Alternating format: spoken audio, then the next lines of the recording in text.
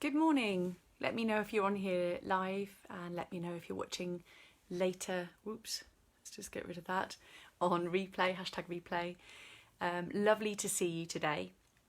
Now, I am putting together, I've been planning for a workshop that I'm doing later on this week on resistance and fear for a big international company. I'm really looking forward to running this workshop for them, and I thought I'd just jump on this morning to talk a little bit about this subject and how you might feel about failure. Now, resistance is a subject that I love to talk about. Resistance is when we are fighting against the reality of something, and resistance is natural. It's sometimes a protective mechanism, but resistance becomes a problem when it stops us from moving forward with something that we really want to do. And sometimes resistance is simply, I don't want to do this. I don't want to do this, my accounts, because they're boring, for example. Sometimes resistance is when we're, stuck in a traffic jam and we want to be somewhere else, and we're resisting against the reality of what's happening. But resistance and fear are really intertwined, and resistance where there's fear showing up, for example, I don't want to do my accounts because I'm afraid of what I will find when I look at the figures, is slightly different from just resisting because something is boring. So when I'm working with my clients, when I'm talking about resistance, one of the most important things is learning to recognize your resistance, know what resistance shows up as in you, because it can be really, really varied. And similarly with fear, we need to know when we're afraid, is our brain, our being trying to protect us from something important? Or is this just our brain making up a story that everything's going to be terrible if I go ahead and do this really courageous thing? And sometimes that's really difficult to unpack. Now, here's the thing that I want to talk to you about today, which is that you may have heard of the book Feel the Fear and Do It Anyway, which is by Susan Jeffers. It's a fantastic book. I read it years and years and years ago, and I found it very inspiring. But here's the thing. I think that feel the fear and do it anyway is useful, only if you're going to recognise when that fear is actually protecting you and you're not denying a part of yourself that needs to be heard. So it's not always wise to feel the fear and do it anyway.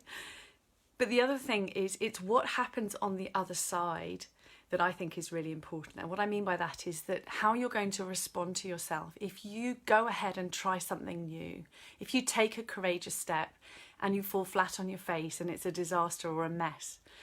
It's how you learn to handle yourself in failure, in mess ups, I was courageous and I did it, but actually it wasn't such a great idea after all, that makes the biggest difference. So what I've noticed about myself is that I was definitely someone, and I still have a tendency to be someone who really wants to make sure that I've got things right and I do things right first time. That's my natural perfectionist personality streak. But what I've had to learn to do is I've had to learn to listen to that internal voice of fear and resistance and check out what it has to say so that I can trust myself. And B, I've had to learn to manage failure.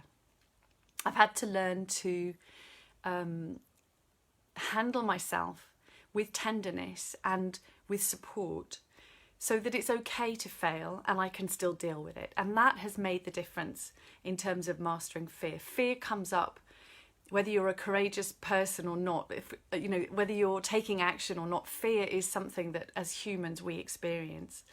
But if you're getting stuck and feeling like everybody else is marching on with their life and you want to take courageous steps but you just don't know how, or you're trying to make changes in your life but you get stuck in resistance, just check in with yourself. What's the story? What's the conversation that you have with yourself around failure? If you're being too hard on yourself, if you're not prepared to fail, you're probably going to stay in resistance. If you can find a way to support yourself with the idea of failure, with the idea of not being right, you're much more likely to be able to move forward.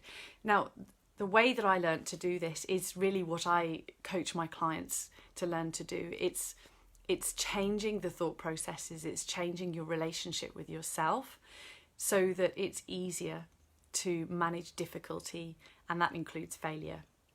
And it's not something I can explain in a short video on Facebook. But for me, that was the biggest change. I didn't suddenly turn into a more courageous person who felt no fear. I actually still have all of those feelings that I've ever had. But the difference for me is in being able to handle what happens afterwards if I mess up. And I've certainly made lots of mistakes in the last few years, but I'm still here and smiling because I've mastered that side of myself that says, okay, I can fail, I can dare, and I can pick myself up afterwards. So let me know your thoughts on resistance, on fear, and whether it resonates, this idea that maybe you're holding yourself back because you haven't yet mastered how to deal with failure, how to support yourself when things go not according to plan. It's a big subject, so we could talk about this all day, but let me know your thoughts and your questions that might come up from this video. And I look forward to seeing you again soon. Bye for now.